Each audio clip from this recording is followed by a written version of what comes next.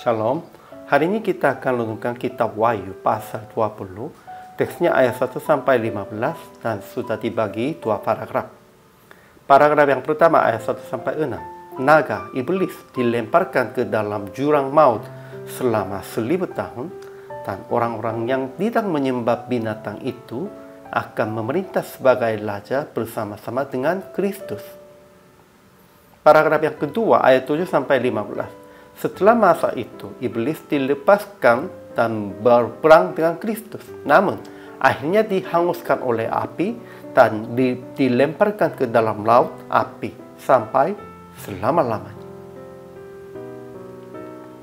Kesimpulannya, seorang malaikat yang turun dari surga mengikat naga iblis selama 1000 tahun dan melemparkan ke dalam jurang maut supaya jangan lagi menyesatkan bangsa-bangsa. Selama masa 1000 tahun, orang-orang yang tidak menyembah binatang itu akan memerintah sebagai raja bersama-sama dengan Kristus. Setelah masa itu, iblis akan dilepaskan dan berperang dengan Kristus. Namun akhirnya dihanguskan oleh api dan dilemparkan ke dalam laut api sampai selama-lamanya. Kemudian dilenyapkan bumi dan langit, dan Yesus akan menghakimi semua orang berdasarkan apa yang ada tertulis di dalam kitab kehidupan. Ajaran tentang Allahnya. Pertama, setelah dibinasakan Babel, Allah dan Kristus akan memerintah dengan mereka yang tidak menyembah binatang itu sebagai raja bersama-sama dengan Dia 1000 tahun lamanya. Kedua, Allah akan menghakimi semua orang menurut perbuatan mereka berdasarkan apa yang ada tertulis di dalam kitab kehidupan. Kemudian ajaran tentang manusianya. Pertama, naga iblis dilemparkan ke dalam jurang maut selama 1000 tahun. Tetapi setelah masa itu, iblis dilepaskan dan ia akan menyesatkan bangsa-bangsa pada keempat penjuru bumi, yaitu Gog dan Magog, dan mengumpulkan mereka jumlah banyak seperti pasir laut untuk berperang dengan Kristus. Namun, akhirnya dihanguskan oleh api dan dilemparkan ke dalam laut api dengan binatang dan nabi palsu sampai selama-lamanya. Kedua, orang-orang yang telah dipenggal kepalanya karena kesaksian tentang Yesus dan karena firman Allah, yang tidak menyembah binatang itu dan patungnya, dan yang tidak juga menerima tandanya pada dahi dan tangan mereka akan memerintah sebagai raja bersama-sama dengan Kristus. Ketiga, laut menyerahkan orang-orang mati yang ada di dalamnya, dan maut dan kerajaan maut menyerahkan orang-orang mati yang ada di dalamnya, dan mereka dihakimi masing-masing menurut perbuatannya. Dan mereka yang tidak ditemukan namanya tertulis di dalam kitab kehidupan, ia dilemparkan ke dalam lautan api.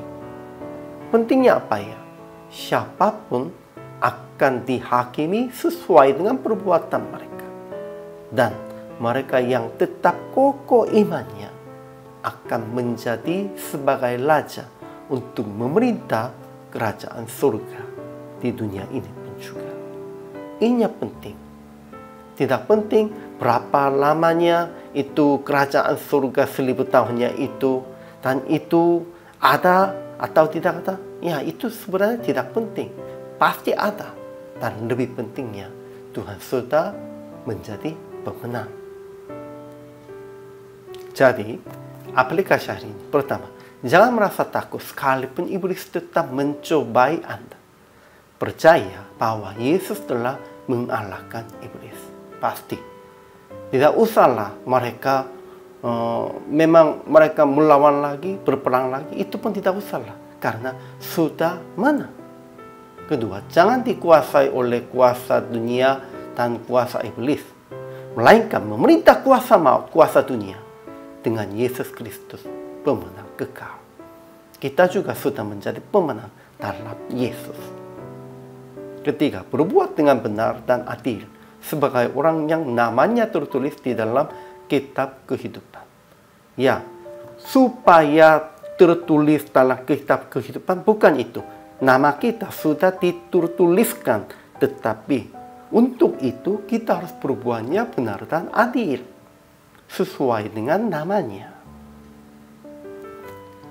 Akhirnya, praktik hari ini berbuat dengan benar dan adil sebagai orang yang namanya tertulis di dalam kitab kehidupan dan memerintah kuasa dunia dengan Yesus Kristus pemenang kekal.